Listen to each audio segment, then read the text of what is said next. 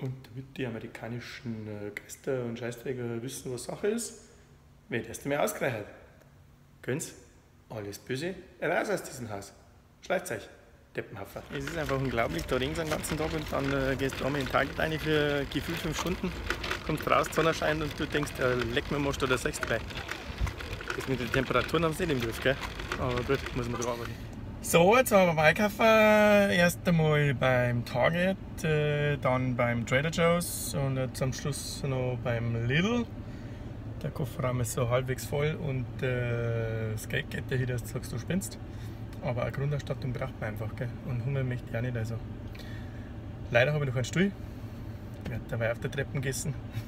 Bis dann. So, dann schauen wir mal, was wir heute alles geschafft haben.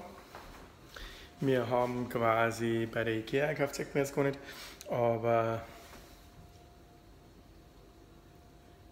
erst die Tasse Kaffee mit dem Füll seiner Kaffeemaschine haben wir schon. Der Kühlschrank ist voll. Die Frau fragt, für wen ist das ganze Bier? Keine Ahnung, irgendwie wird es schon dringen. Okay? Aber man sieht, Wasser ist auch da.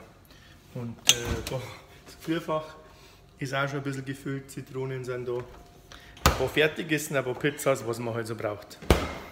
Mein Toaster habe ich schon geholt heute. Soda. Und dann habe ich einen hervorragenden Handstaubsauger.